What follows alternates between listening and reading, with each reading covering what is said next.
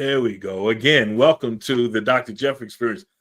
Technical difficulties. I got people saying, we're not live. We're not live. We're live now. Welcome to the Dr. Jeff Experience. And again, tonight, it's an action-packed guest we have on, Sister Shameka Allen, who is the CEO of Good Samaritan Health Centers of Gwinnett County here in Georgia. And we're going to talk about some of the services that are provided there. And the reason that we're talking about it is I was reading some stats dealing with this, and we see that it is reported that 1.4 million Georgians do not have health insurance. And Georgians' uninsured rate of 13.7% is the third highest in the country. It is stated that in rural Georgia, the uninsured rate could climb to more than 25% by 2026. So this is the reason that we continuously talk on this show about the importance of good health. And tonight, we're going to hear about some of these services that are available to people, a lot of people who just don't know. And we want to fill the gap by providing information about it. So tonight, I want you to tag somebody. We're broadcasting live on Facebook Live, on YouTube Live, on LinkedIn Live. So call someone, let them know that we are on live, and we've got a special guest tonight who is full of information, full of great information. So without further ado, let me bring it to the stage. Sister Shameka Allen, how are you? We had a little technical glitch here. We thought we were live, but we weren't now live. How are you? All right. I'm good, Dr. Jeff. How are you? Good, good. Tell us about Shameka Allen, the CEO of Good Samaritan of Gwinnett County. Okay, well, let me start by telling you guys a little bit of me personally. So I'm a Georgia native. I know that does not happen very often now, but I was born and raised in Covington, Georgia, which is in Newton County, and lived there, like I said, up until college, where I got my undergrad at Emory University, and like most folks, started out wanting to be a doctor, which is why I went to Emory in the first place and left. And I was like, nope, I don't think I'm I'm cut out for all of that. So I did end up majoring in French, and left and worked at an oil company and moved around quite a bit. So I've lived in Chicago, Vegas, Indianapolis, Michigan, DC, and finally came back to DC. Everywhere. DC. Oh, I love DC. If I had to live anywhere else, it would be DC. Let me just tell you that. Like, it's just beautiful. Born in DC. Were you? Oh my gosh! Like I lived in Annandale, right out near Alexandria. Mm-hmm. So that was great. And so came back to Georgia. At the time, my spouse and 3 kids, and just really got homesick. You know, I had been gone for a while and decided I wanted to be back home after kind of seeing all of that. So I did some graduate work while I was in Indy and got a master's in international relations. And when I got back to Georgia, became a UGA, go Dogs, got my MBA from there. And the rest is kind of history. I fell into healthcare after 20 plus years doing all kinds of operational work. And a friend was like, you ever thought about going into healthcare? And I said, no.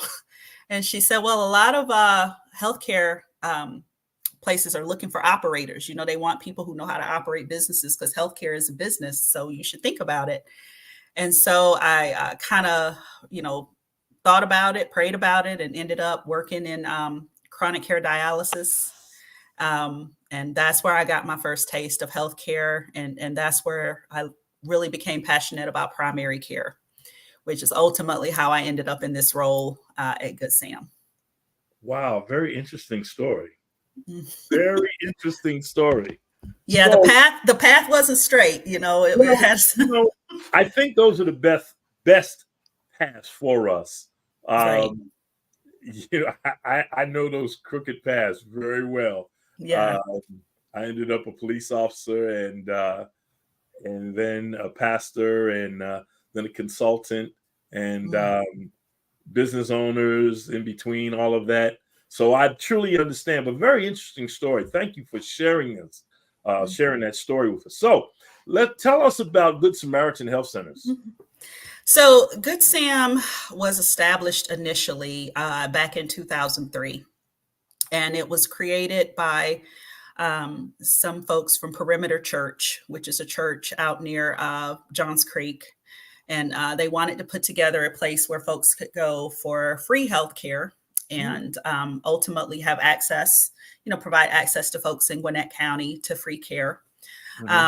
Unfortunately, that model was not sustainable. And in 2005, it kind of underwent a revamping of sorts. And, a new CEO was brought in, they made some changes. And my predecessor, who joined Good Sam in 2012, decided to implement a fee-based model. So we are a discounted charitable care clinic. And essentially what that means is we don't work on a sliding scale. We don't have certain requirements. The only requirement that we do have is that you are uninsured. So if you are uninsured in any capacity, we will see you. We don't take Medicare or Medicaid or anything like that because we do value that patient-doctor relationship, and not taking a third party allows us to give access to a lot more people. So we provide primary services, primary care, and we also provide dental services. A lot of people don't know that. We are a full-scale dental office as well, located in both of our buildings. So 2 locations, one in downtown Norcross and one off of Jimmy Carter and Rockbridge. We have a staff of about 60 people. So, and all of our staff is paid. So we don't work off of volunteers. We do have some specialists that volunteer every once in a while, but 99.9% of the time, you're going to be seen by a staff member who works for Good Samaritan. So that provides us the ability to provide continuity of care. You're going to see the same provider every time you come. And we've had patients who have been there for years, 10, 12 years. You have doctors or nurse practitioners or? Yeah, so our clinic is primarily staffed with nurse practitioners, and then we have 8 nurse practitioners and 1 medical director. And then dentists, we have 3 full-time dentists. Wow. So are you funded, I guess, and I don't want to get into the weeds about where you get your money from, but is this grant-based or? It's a little bit of everything. So that's what makes our model so cool. We have, if you think about it like a stool, we have 3 parts. One part of the stool, well, a little bit over one part, probably about half of our funding comes from patient fees. So we are pretty sustainable off the fees that we make because we serve so many patients. We usually have about 3,000 encounters a month in patients. And the other parts come from donations. So we do rely on our community to help us take care of our neighbor. And another third comes from grants. So we do apply for grants from different foundations and get a lot of our funding from that also. So let me say full transparency here. Sister Allen and I, we serve on a board together, and I saw her passion for what she does in the health and wellness area. And where does that passion come from? You talked about it earlier, you wanting to be a doctor. Well, I think it came from what I saw when I worked in dialysis. Before dialysis, I think just growing up in Covington and seeing a lot of people with high blood pressure, diabetes, people in my own family, not really taking care of themselves. And then seeing what happens when that gets to the point where you need dialysis.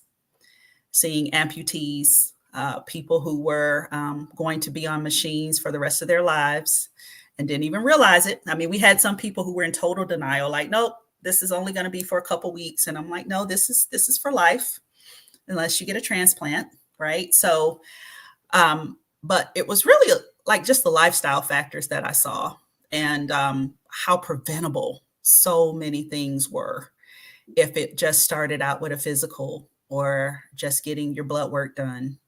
And it can get really bad and really stressing. The patients know it can get bad. like it starts out here, but it can go here really quickly. So that's where the passion comes from. Again, I saw someone in my own family, my uncle went through the entire dialysis process that I saw in patients. And this was only a couple years ago. Started out with high blood pressure, diabetes, cardiac issues, heart attack. And then he was gone. Wow. And that's typically the path that a lot of them take. And so I'm just really passionate about preventing that and stopping that before it starts. So tell me what your role is in the communities that you serve about the importance of preventive maintenance. So, I think first and foremost, when you think about folks who are uninsured, you don't really talk about a lot about prevention. I don't know if you've ever been uninsured before, but when I've had like little periods of my life where I didn't have insurance, you spend your life praying you don't need to go to the doctor. Like, oh Lord, please don't let me get into a car wreck. Please don't let something happen. I don't have insurance right now. So if that's your life, then you don't think about prevention at all. You don't think about a physical. You're like, just thank God I don't have to go. So we're out in the community trying to change that narrative. Our providers are trying to emphasize getting patients just to even put a physical on the schedule, right? Like, and they're like, why are you putting me on a schedule for a year from now? Oh, is that for your physical? So we're really trying to be proactive and saying we don't want to just be acute illnesses or urgent care. We want you to be healthy. Yeah. So that's a change in the narrative for what we've been in the past, right? It's always like, well, come here when you get hurt, but now it's like, come here when you're not hurt. Yeah, so I'm so glad I'm so glad you stated that, and that's what I wanted to hear, because many times when you think about a place, you may see, okay, Good Samaritan Health Centers. Okay, this is another clinic. So this is a place to go when I stub my toe. This is a place to go if I burn myself or something like that. But no, you are a full-scale, pretty much primary care place.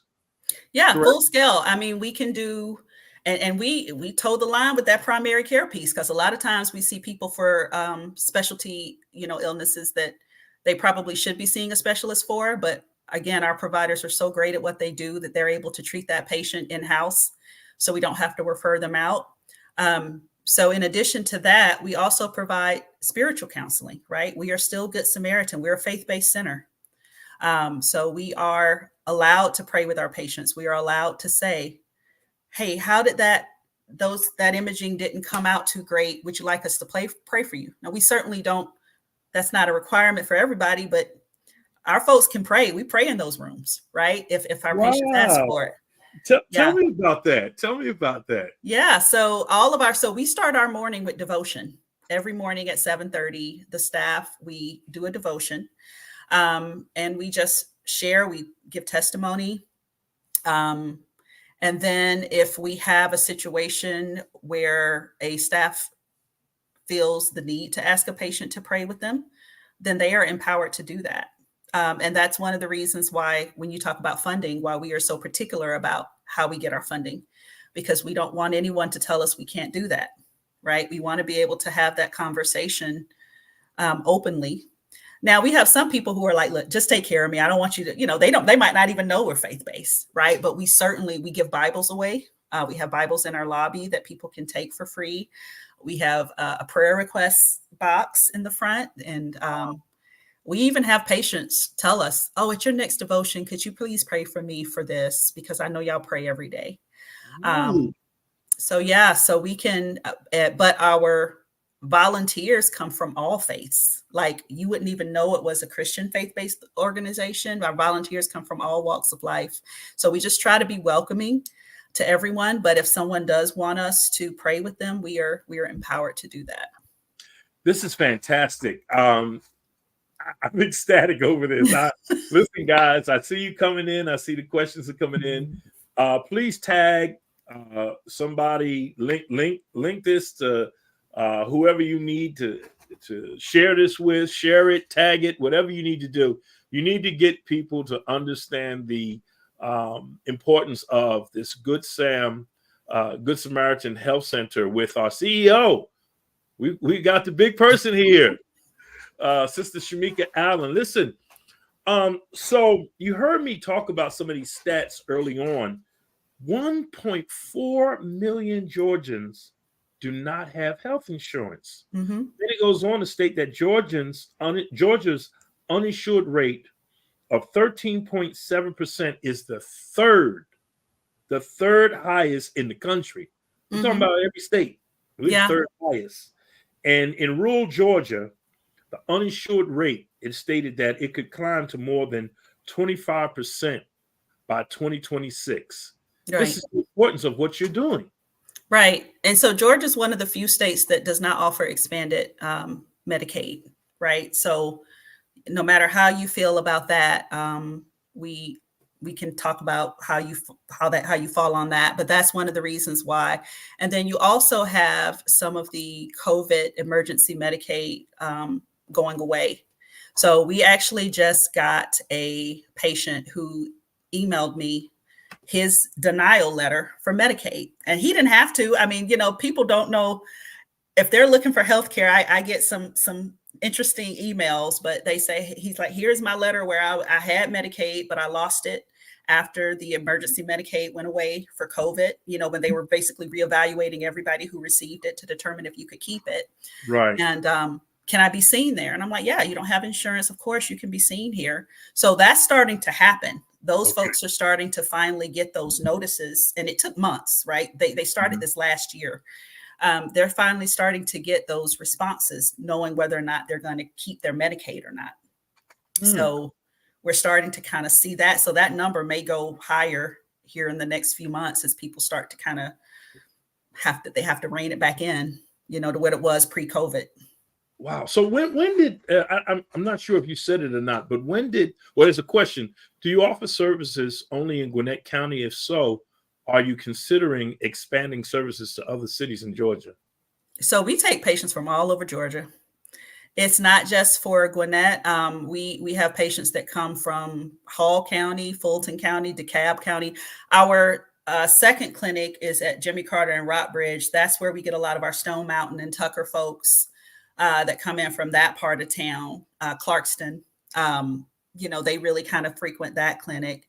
And so we don't have, again, it's about eliminating barriers. Wow. So if we try to think, well, what's a barrier? What would somebody be, what would stop somebody from coming? And in most nonprofits, bring your utility bill. You got to live here in this zip code, or bring, we don't want you to make over a certain amount of money, so you can't come here. So we try to think of every possible barrier and say, okay, let's not require that, right? Let's just do a self-pay patient to doctor relationship or patient to provider relationship. Because we have some people who are business owners, like you mentioned, they just can't afford healthcare right at the moment. They may be middle class, but those folks help subsidize some folks who come in and might say, I don't have all of my payment today. I need an extra $20. I need an extra $30. So we are able to assist and help those who are not able to maybe pay their full amount. Okay.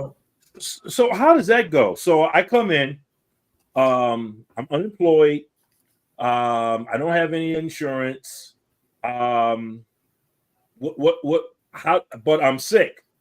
So how do I deal with this? So we tell our staff is empowered to make that determination, right? And we were very intentional about not putting any hard, fast policies in place, because there's a difference between, like, if you're in pain, right, and you have no money and you're in pain, we're going to do what we can to try to get you out of pain, right?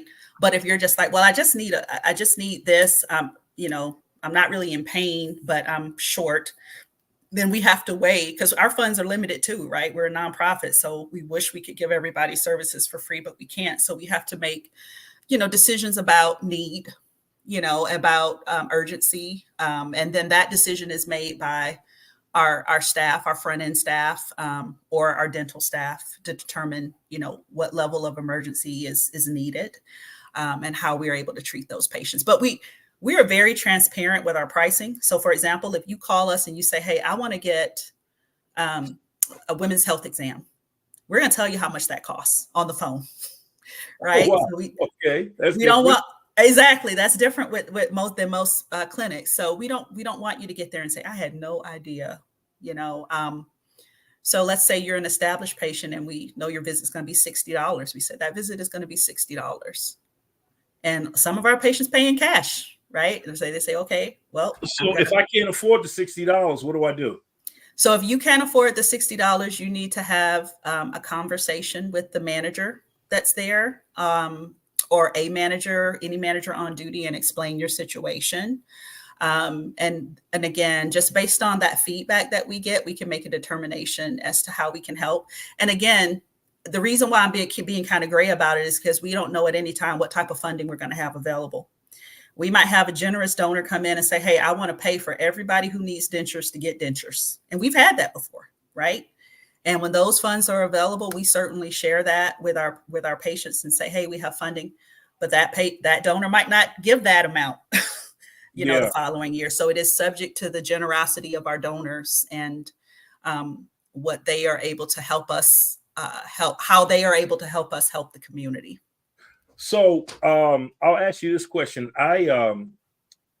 My previous church that I was affiliated with, I ran the food pantry.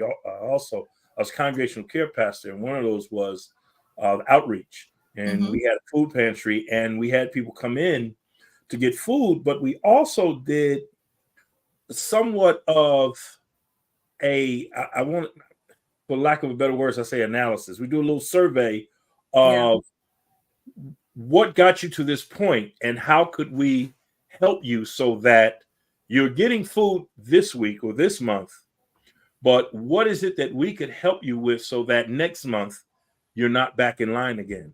Right. So do you do some type of analysis with that? Yeah. So, well, it just depends on the need of the patient. So if they come in and they say that, they're homeless or they're couch surfing, we have had people, obviously, when they see Good Samaritan, they think, hey, I can probably come here for whatever need I have. We have probably, last count, at least 50 to 60 community partners that we work with, right? So, and when I say work with, I mean, we have formal and informal relationships with that we can call them up and say, hey, we got a situation with a patient. Can you help? And we also work closely with Catholic Charities, which is an organization. Good. They come in and this is something as CEO that I really want to get back into, because we used to have the other groups coming in and we would house them in one of our offices for the day. Even something like, Partnership Against Domestic Violence or someplace like that, where a woman could come in and say, I got a doctor's appointment, and really talk to someone about a domestic violence issue. So our goal is to get back to pre-COVID levels on that and try to get folks back into the building so that we can let the patient talk to the organization directly. Because one thing you'll notice about some of our patients is the follow-up piece. You have to help them follow up, right? You have to kind of help them understand the importance of follow-up and returning a phone call and staying focused on getting what they need. So you guys actually do that? Yeah. We don't try to be a jack of all trades. I just, we say we want to be the best primary care provider, and we want to let our partners and our peers be the best at what they do. So we will connect you and facilitate that, but we don't do it in-house. Wow, that is so good. So you're the primary care person, but you're also following up to see how that person is doing. Like it's not come in, get your shot, and you leave. We don't see you again.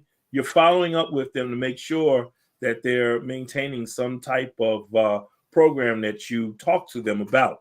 Yeah, I mean, it depends on the patient, right? So every patient is going to come in at a different stage. And this is the one thing about healthcare that I love, and the one thing that makes healthcare hard. It's never black and white. It's always gray. Yeah. And some patients are going to need more support than others. We have to follow up with patients to make sure they go to specialty appointments, right? We have, if a cardiologist has agreed to work with us and say, oh yeah, I'll see your patients, knowing that they're uninsured and they're not going to, bring in as much revenue for that patient, it's very important that we keep that relationship with that cardiologist as well as we can. So we have to talk to our patients and say, make sure you get there on time. bring an interpreter. They might not have an interpreter. 90% of my staff speak Spanish. Our patients know that we have people there. We have a language line. We have a lot of ways that we can communicate. Not every doctor's office has that, right? So people have to be prepared. Really teaching people about how healthcare works. So it's not just an appointment. It's like explaining every step of the process. Right. This is why you have to go to a specialist for this. This is why you have to go to a specialist for that. We can't do that here. If you suspect you have a brain tumor, we've got to send you out to get a CT.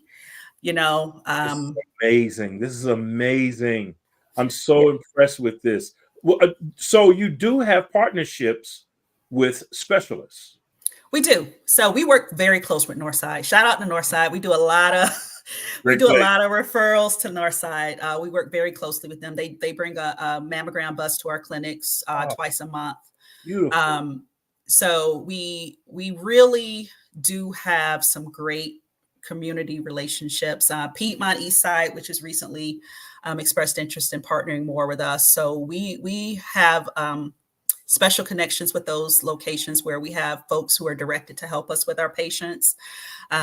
Also with their charitable funds, if there's funding that we can get our patients, free surgeries or things like that, we try to stay connected with the right folks at the hospitals so that we can provide that feedback to our patient and get them taken care of.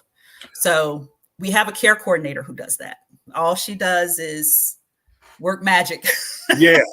And connect people together. And Good Sam is a special place. And I mean, one thing I left out, I feel like I'm rambling, but we do so much. No, it's good because I've got some areas, but go ahead. We also are a teaching institution. So we have partnerships also with UGA and Emory and Mercer and North Georgia College. We train their physician assistants and nurse practitioners. I was going to ask about that. Is it a feeder program for those who are looking into the medical field? Yes. So we do train all of their students who want a family rotation, a family practice rotation. Right. We're booked until 2026, though. So if anybody sees this, we're fully booked. I mean, because we get a lot of requests. It's their clinical part of their education. It's the clinical part, family practice, and we are known for providing some great experience. So we typically our patients are very complex. If you can imagine, they come in and they have a lot of different concerns. So we are booked until next fall or next fall. Sister Allen, I don't think people understand the importance of having being a teaching facility. Mm-hmm. These are young folks, older folks, folks who have a passion for what they want to do, and they're learning all of the latest and the greatest techniques, and they're waiting to put that into practical terms and or practicality where they're working with people. Right. So that is so wonderful. I mean, that's amazing. Now, we talked about the medical part, but you also do the dental and medications. Yeah. Yep. So we have dental is actually one of our most requested services. I mean, typically it's, if you need a physician, you may be able to put that off. But if you got a toothache, you're going to find a dentist. That is so true. We had about 2 weeks ago, we had Dr. Jimmy Powell, who is a dentist in Athens, Georgia.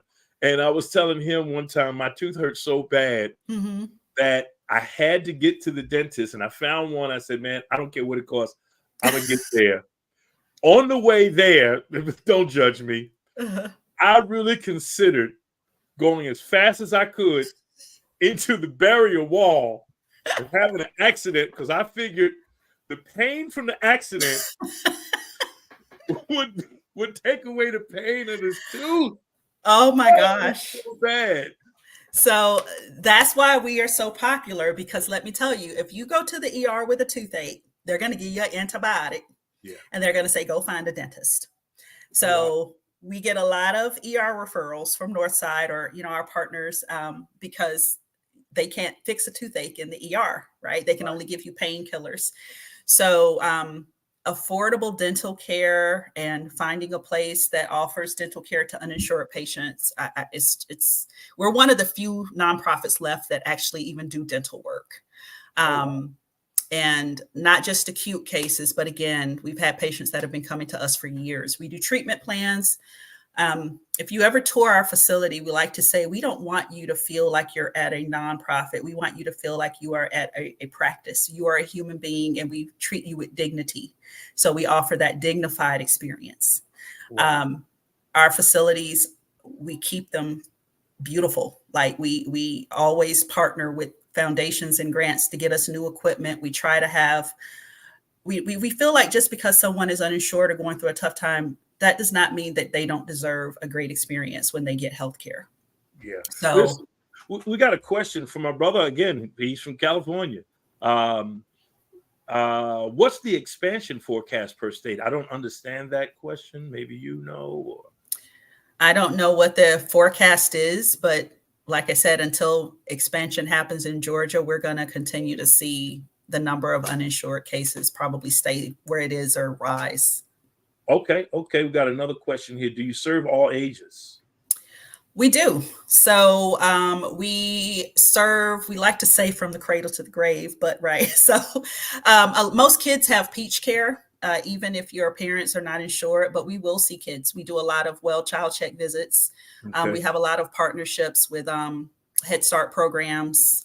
So we do see kids and we see up to geriatric. Wow, this is amazing. So tell me about the medications that you provide. So you do pharmaceutical services? So we do. So right now we do just your basic meds, right? We carrying about 100 or so meds that you can typically get for chronic disease management. But I think the more valuable service that we provide is the prescription assistance program.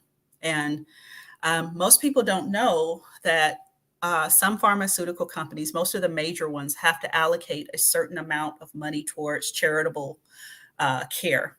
And that's where prescription assistance programs, that's where the whole concept comes from. It's essentially a program where we help the patient fill out the necessary paperwork for, let's say they genuinely need weight loss medication, right? We know how expensive that is. You can qualify for that medication for free if your income is at a certain level. So a lot of people don't know that, right? Like, they will now. They will. You can qualify for it. I mean, but you know, your income has to.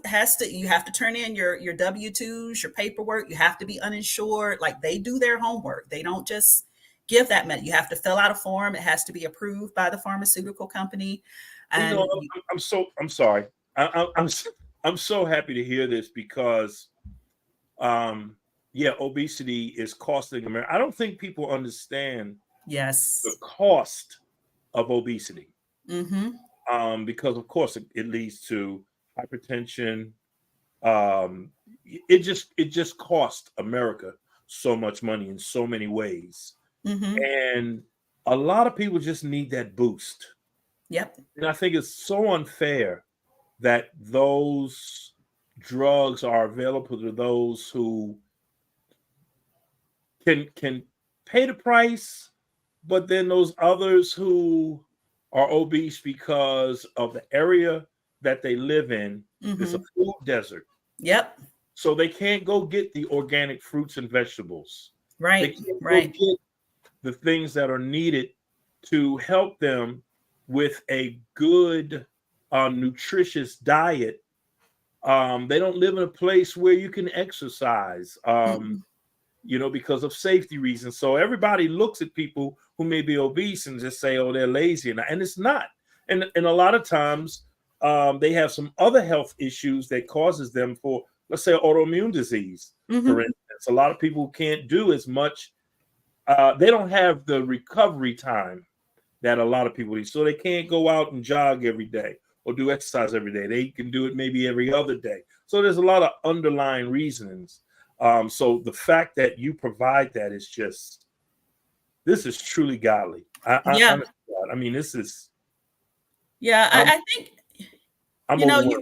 you have to be, in a situation, and again, I didn't know any of this until I got to Good Sam, right? Like there's a process for who can get certain medications, but the problem is people don't even know that it's a chance, right? Like some of the insulins out there, some of the inhalers out there, like you can get that medication if you qualify for pennies on the dollar.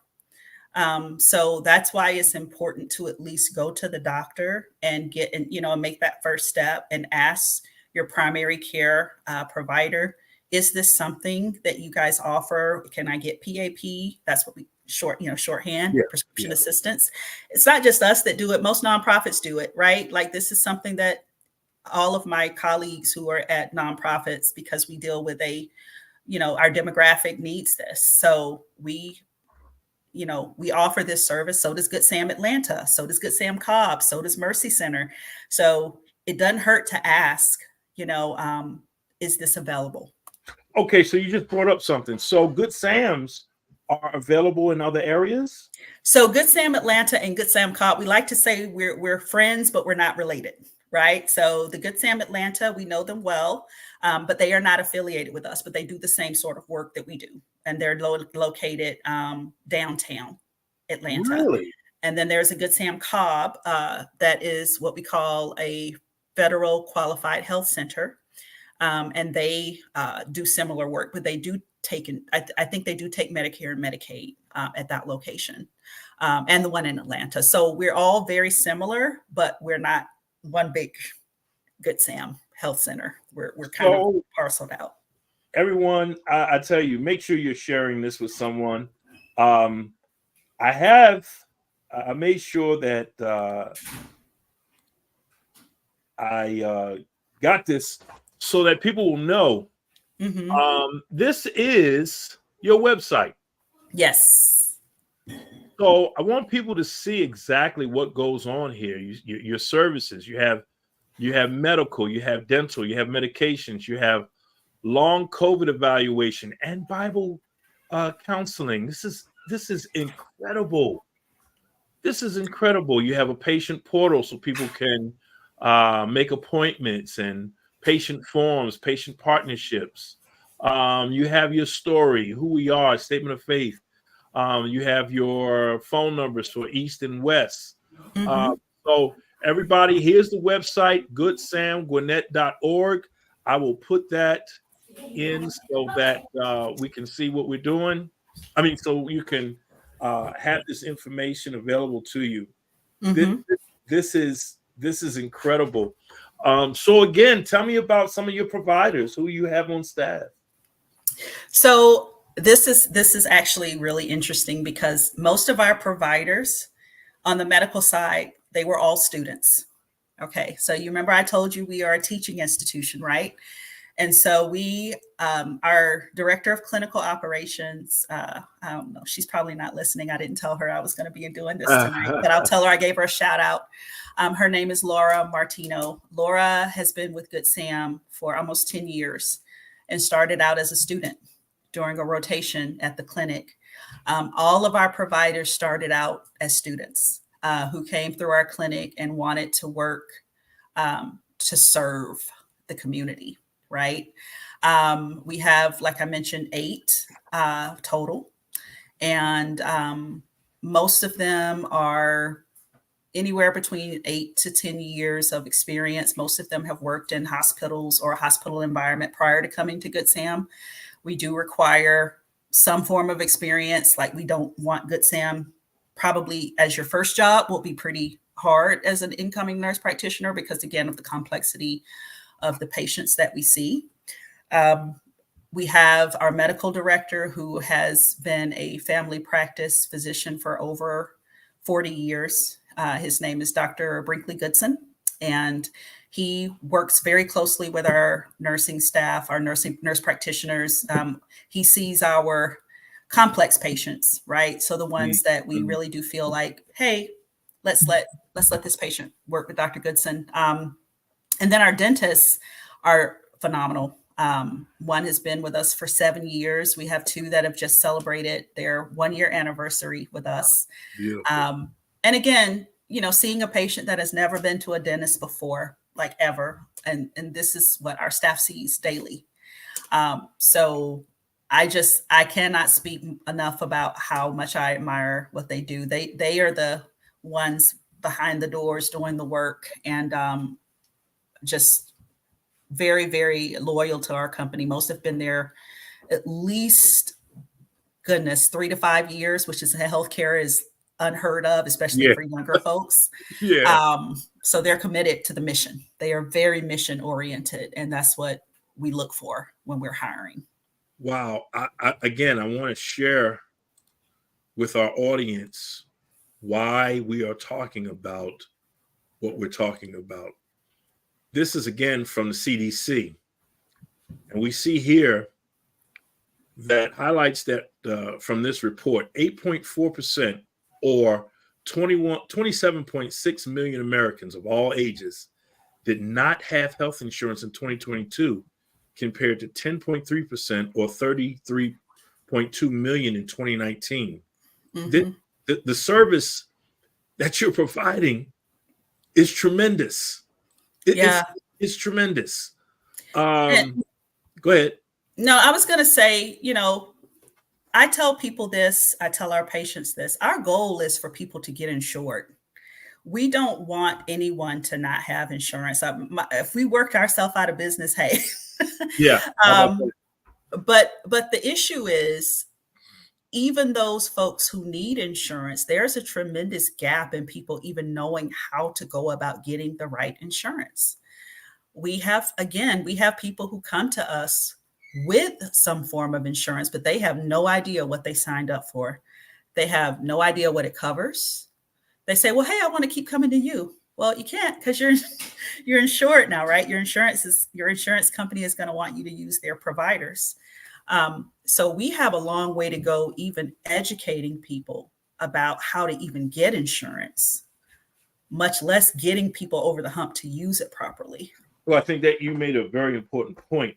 You stated that it's not just insurance, but the type of insurance that is needed for you, because you can really be over insured. Yep. And of course, you could be underinsured. So the mere fact that on top of the medical, the dental, and the medication service that you provide, you're also teaching about the importance of having the correct insurances, and explaining to them the different nuances with that. It's amazing. Yeah, we want to become the type of environment where a person can come into our clinic and feel as though they are a part of a Good Sam ecosystem, so to speak, or the Good Sam universe, right? Where we try to kind of meet people where they are and help them. And hopefully I want to make sure I talk about our academy that we're going to open. Yeah, Dr. Jeff. So we have been very blessed. We have received, our buildings are mortgage free, both of our locations. We have a no debt posture in our clinic, where everything in our clinics are paid for. Wow. Right? Wow. All of our everything. We don't believe in debt. We don't believe in debt. So with that being said, we were awarded funding for a third location. And that location is going to be Access Academy of Good Samaritan Health Centers of Gwinnett. And this academy is going to be for low-income youth who want to pursue a career as a medical assistant or a dental assistant. And this brainchild that God gave us, that the Holy Spirit was like, you need to do this, came from a lot of different things. We're a teaching institution, right? So we've always taught graduate level, but we've never taught non-degree seeking students. B, we had 7 in the year that I started, seven people who came to us as volunteers and worked their way up to medical assistants who are graduating from master's level programs now. So we're like, we kind of know how to do this. We kind of know how to take folks. That's the number of completion that now starts new beginnings. Exactly. That are making 6 figures now, right? That started out as, maybe cashiers or didn't know that they wanted to be in healthcare and just said, okay, well, let me try this, right? Let me volunteer. And then we brought them on as MAs and we taught them healthcare, right? So tell me again the name of this, and I want you to continue on with this Access Academy, explaining about it. It's called Access Academy. Good Sam of Good Samaritan Health Centers of Gwinnett. We're going to make sure people know that, we've worked really hard to establish our brand. So we want folks to know that this is part of us and part of our community. But the school itself is going to be called Access Academy. Okay. And it's going to be for low-income students who want to learn how to become medical assistants. And we want to do this in a very affordable way with no debt, right? We want this to be a very, very low-cost program that's going to give you teachings around healthcare, that's going to provide you with an externship, and that's going to let you graduate debt-free. There's a lot of private certificate granting programs that cost as much as $20,000 for a certificate. And our goal is to make our prices significantly lower than that. So we are putting the final touch. Well, actually, we are applying through the Georgia Department of Education right now for our, not our accreditation, but just to get certified for that. And then we're going to get our certification. And I got to give a shout out to my former boss, our former executive director, who is a best-selling author, by the way, who wrote 600 pages of curriculum, syllabus, wow, policies. God bless him. And it has been a labor of love. It's taken us 2 years. We have been planning this for 2 years. And our prayer is that we are able to purchase our building this fall to get the ball rolling and start our first cohort at our second location while our building is being renovated. So we want to take this full circle. And by the way, we need healthcare workers. We need culturally competent healthcare workers that reflect the community. So we want to be a part of the solution to that, right? Because kids today aren't jumping into the medical field. It's a shortage. Huge shortage. I see it. And I tell people, I don't mean to be an alarmist, but we're going to hit a brick wall with primary care in the next 10 to 15 years. Once this last batch of primary care doctors really start retiring. We saw it during COVID. My audience, listen, I need you to be in prayer. I need you to be in prayer for Good Samaritan of Gwinnett, so that we can have a successful launch of Access Academy. You're going to have to come back when this launches.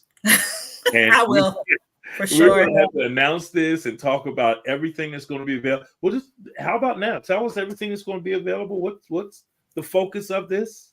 So really, it's about taking folks who are not college bound, right? They have maybe no mentors in their life that actually ever talk to them about college. Maybe they grew up in households where they, weren't encouraged to go to school. Maybe they don't have the money. Like there's a lot of different reasons why people may not be college bound in this day and age. Mm-hmm. But if you look at, opportunities for folks who don't want to get their degrees yet, outside of your traditional trade schools, then we wanted to kind of really work with those folks and be able to say, okay, sorry, I got all kinds of pop-ups happening. We wanted to be able to work with those folks and say, like, what is it that we can do to kind of help become part of the solution? Mm-hmm. And that first tier of medical training really can kind of set the foundation for filling that gap that we're seeing in the community. One of the things that we learned from what we call our Special 7 is the mentorship aspect of it. Right. So it wasn't just the knowledge, but it was the fact that you're working with a cardiologist that comes in our clinic twice a month, who's letting you watch him work on a patient as a medical assistant. You're not a nurse, you're a medical assistant. Right.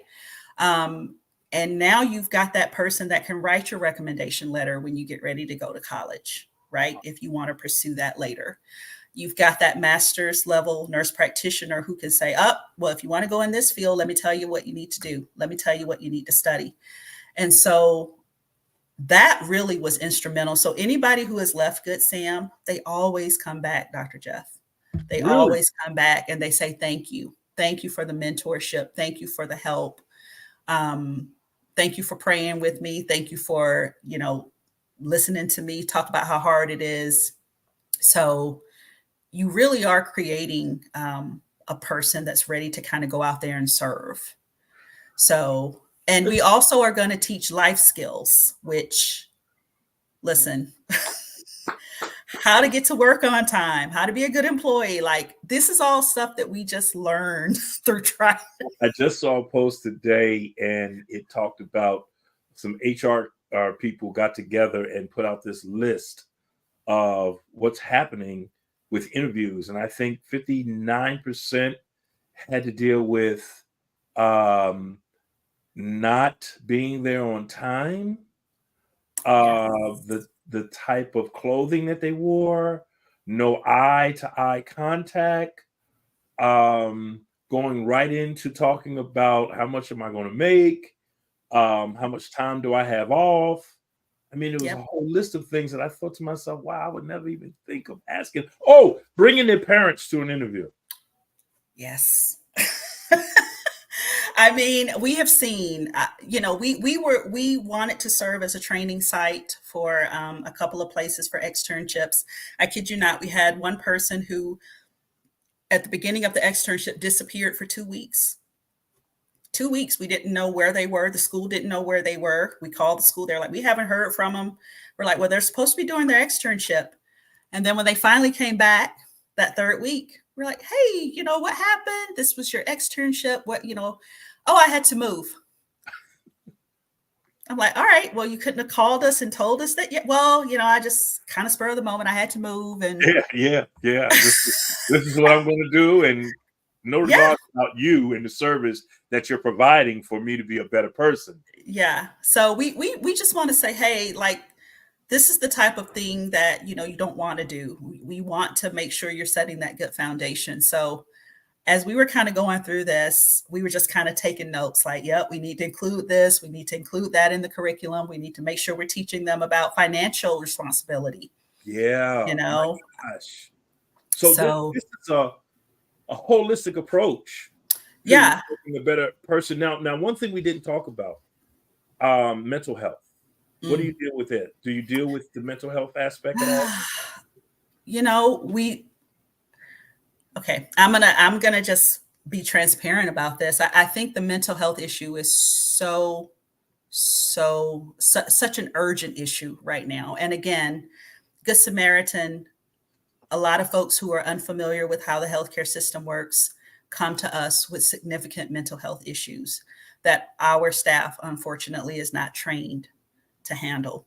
Now, we can handle general anxiety. We can handle, if a person has mental health issues that are not something that should be handled by a psychologist or a psychiatrist, we will try our best to treat that from a primary care level.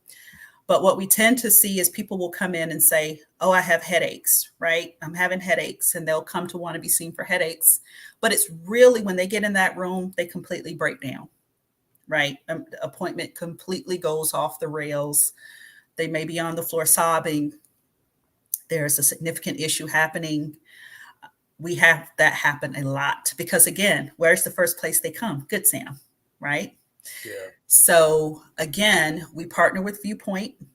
That's one of our partners who we refer to. We are working closer with Northside. They are opening a mental health facility in the Gwinnett area that we want to partner with them on to get people ongoing therapy for those that need it. Genuinely, the reason why we have not fully gone into mental health appointments is because the staffing for mental health providers is so difficult right now, especially those that speak a second language. Yeah. So just that staffing is just so vital to being able to successfully treat patients that it's just been very difficult. So rather than not being able to treat as many people, we're just going to continue to support our partners, continue to make those referrals, treat what we can at the primary care level if it's not above our ability or out of our scope, and then kind of go from there. Well, I'm impressed with the approach that you just explained. And as I explained to people about the importance of community partnerships, you don't have to do everything for everybody. Right. You can Right. concentrate on what you do well Right. and continue to do that effectively. But at the same time, you can partner with other people as a feeder to that organization, because this cuts down on your budget, Mm-hmm. and you can make sure that others who need to provide those services to continue to get funded are doing that. Yep. So that's a great Absolutely. approach. That's a great approach. That's a great Absolutely. And we encourage our partners to do the same with us. Like in the last couple of weeks, we've had several organizations reach out to us. Organizations that provide care for homeless teens, organizations that provide care for HIV patients. They wanted dental care services for their patients. They receive funding to provide dental care. They don't have a dental clinic, so they send them to us, right? Wow. That's a win-win. It's a win-win, right? So again, instead of trying to say, well, should we open up a dental clinic? Yeah, right. By the way, a dental clinic is a hard thing to run Yeah, for those of yeah. you guys listening. Yeah, It's exactly. difficult if you're Stick not with what established. you know, Stick and, with what and you know. and become a partner with somebody who does exactly what you're looking for. Exactly. Collaboration. It's all about that. Like trying to figure out, like, we got approached by a foundation that said, hey, we want you guys to open up a food pantry and start giving out food. And so we really had to think about that. Like, you want to say yes to everything, right? But then we were like, well, wait a minute. We don't have the space, right? We would have to literally like not have any space. We probably couldn't do it as effectively as someone who's been doing it longer. That's not our lane. Right. Very Right. good. Very And good. so let's continue to work with folks in that lane, but not create a lane just to say, oh, well, we do this. But we do a lot, but it's all within the scope of of healthcare. Yeah. Stay with what you do well. Exactly. And continue to grow upon that. Because you're talking about the rotation of food. You're talking to people. You're talking about having a staff that knows food labels and know how to make sure you don't have expired things. And people, when they talk about donations, people just clean out their cupboards and bring you stuff from 10 years ago that expired 15 years ago. Mm-hmm. So I know that lane very well. You don't want to deal with that. Yeah. I can't believe how this hour flew by. I know. I mean, this could go on, and I'm looking at some of the comments that didn't make it. This is unbelievable. I am so impressed with what you do and the services that you provide to the community. And now, again, let's let people know, if you can get there, they'll service you. If you can get here, yes. If you can get here, I would say, look on our website, give us a call. Let's talk through, what your needs are. We do that too, right? Like, we're very transparent with what we can do and what we can't do. We can do a lot though. We can do a lot. So I would say definitely give us a call, come see us. Again, 2 locations, one in downtown Norcross and the other off of Jimmy Carter and Rockbridge. You see the website that is on the screen, and I'm going to put some phone numbers here for you so that you can have that also. And you give them a call. Those are the correct phone numbers for your west location, which is where? Downtown Norcross. Okay. And the east location is located? Jimmy Carter and Rockbridge on the other side of 85 in Norcross. Wow. Fantastic. Shameka Allen, ladies and gentlemen, the CEO of Good Samaritan of Gwinnett County. We can't thank you enough for the information that you have provided tonight to all of those listeners. Go ahead. Thank you for having me. Like I said, it's always a pleasure. And just make sure you tell folks to have a primary care provider. Like, just make sure you're taking care of yourself and getting that primary care visit in once a year, because it does make a difference. We like to say at Good Sam, primary care doesn't make a lot, but it saves a lot. That's real good. Good. And it will save you a ton down the road. And if you're thinking of getting into primary care, again, you're not making a lot initially, but you're saving a lot down the road. So you have to kind of think about it. And that's what we do. So. Wow. I so much more I have to talk to you about. I see so many great opportunities, but I often tell people, we take better care of our vehicles and our pets than on ourselves. We wait for that check engine light to go off, which you shouldn't. You should have it before that. But that's what we do with our health. Our check engine light comes on, and it comes on in the form of we can't walk, or we can't talk, or we're having eyesight problems. It's a bad cough that got worse. Prostate issues for our men. We don't do mammograms for the women. We don't do all of those preventive maintenance things. And we wait until it's a problem. And then we want to go and get the emergency care. But the emergency room is not our primary care place. Right. So you've got Good Sam of Gwinnett, Good Samaritan of Gwinnett. Go to them. Go to them. Tell them you heard it about on the Dr. Jeff Experience and say, I need help. Help me, please. Thank you so much. God bless you. God continue to provide all of the necessary resources that you guys are going to need for what you do now, and especially this Access Academy. I'm so happy to hear about that. I want to be a part of it in whatever way we can get it out there to the community and assist in any way. God bless you again. God bless you personally. Thank you. In your life. In your life, and making sure that you are providing yourself with primary care and self-care in the process. Because you're very important to this. You're a vital part of this. So thank you so much. God bless you. To our audience, I see the numbers. I see you people out there. You've been chatting with us. I've been taking some questions. Thank you so much.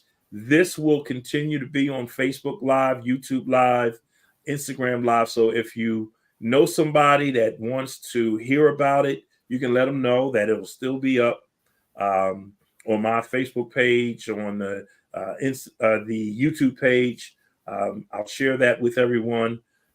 Go to it and see about this awesome information that was provided to us tonight. Again, you know what I always close with: go out and meet needs and solve problems. That's what God would have us to do. Thank you so much, Shameka. Thank you. Hold on while I close out. God bless you all, people. Thank you so much. We'll see you next Tuesday at 7 o'clock, and I'll work on those technical issues, okay?